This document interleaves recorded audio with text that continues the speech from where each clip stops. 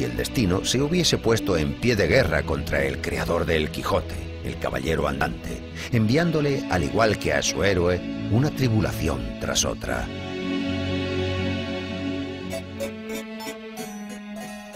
Miguel de Cervantes nació el 29 de septiembre del año 1547 en el seno de la familia de un noble arruinado, Rodrigo de Cervantes. Este era cirujano barbero y, acuciado por las necesidades económicas, se vio obligado a emprender un peregrinaje por distintas ciudades en busca de mejor fortuna. Al final, Miguel no tuvo más remedio que ponerse a trabajar. En aquella época, un joven de familia noble podía probar suerte en la corte, en la vida militar o en la iglesia. Cervantes eligió la tercera opción. Entró al servicio del cardenal Acquaviva y se fue a Roma. Sin embargo, el oficio de ayuda de cámara no era del agrado del apasionado joven español. Al cabo de un año, movido por ambiciosos ideales, decidió incorporarse al ejército español.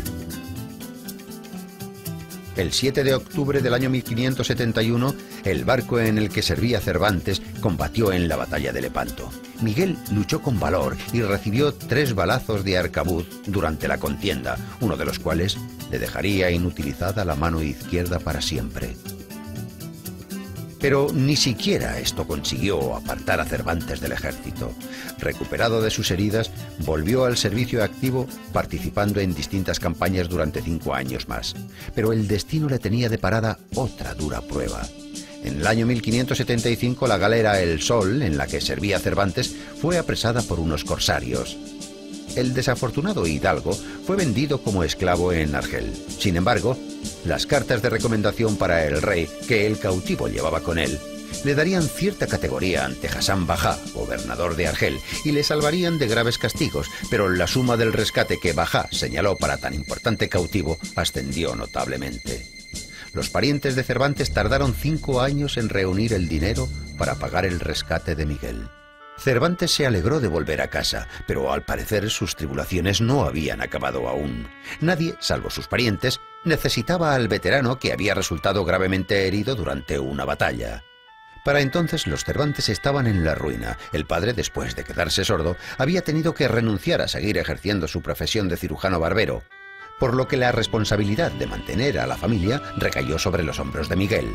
Este volvió a la vida militar, pero sus exiguas ganancias no bastaban para mantener a su gran familia, que se había visto aumentada con la aparición de una hija ilegítima de Cervantes, y tras casarse con su joven esposa totalmente desesperado, Miguel prueba suerte en Andalucía.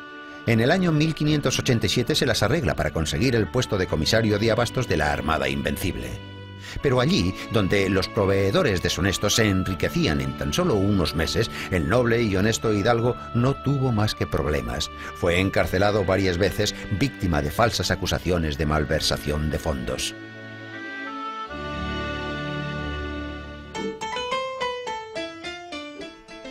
Durante uno de sus períodos de cautiverio, Cervantes empieza a escribir su obra más famosa, el ingenioso hidalgo Don Quijote de la Mancha, concebida como una parodia de las novelas de caballería. En aquel momento, Cervantes ya había escrito la novela La Galatea, varios dramas y más de 20 obras teatrales. Sin embargo, fue el relato de las aventuras de El Caballero de la Triste Figura el que inmortalizó a Cervantes. La novela, publicada en el año 1605, tuvo un éxito arrollador. Literalmente, el libro desapareció de las estanterías. Así, Don Quijote, el caballero andante, el noble soñador, el entusiasta de las novelas de caballería, el defensor de los necesitados, empezó a recorrer los caminos de la literatura mundial. Su nombre se hizo famoso y aparecieron numerosas variaciones sobre el tema de las aventuras del ingenioso hidalgo. La imagen de Don Quijote, el caballero andante, no solo fue analizada por críticos literarios, autores clásicos y ensayistas, los filósofos también lo hicieron. La novela de Cervantes fue traducida a multitud de idiomas y solo es superada en número de ediciones por la Biblia. 10 años después de la publicación del Quijote en España, se publica la obra titulada Segundo tomo del ingenioso hidalgo Don Quijote de la Mancha. Sin embargo, su autor no era Cervantes, sino alguien que se escondía tras el seudónimo de Alonso Fernández de Avellaneda. El Quijote de Avellaneda carece de nobles ideales y solo aspira a enriquecerse. Afortunadamente, el plagio de Avellaneda pasó casi desapercibido para los lectores. Por otra parte, el falso Quijote forzó a Cervantes a escribir la segunda parte de su novela, en la que sublimó los ideales humanitarios del protagonista.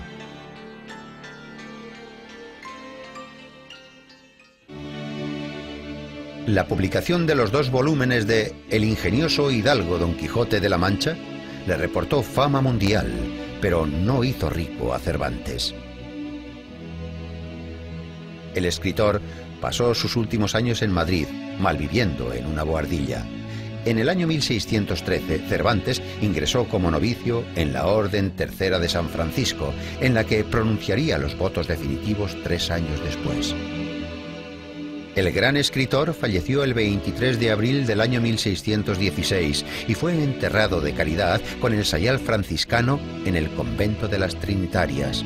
Pero sus héroes, el caballero de la triste figura Don Quijote de la Mancha y su fiel escudero Sancho Panza, llevan ya 400 años viviendo entre nosotros.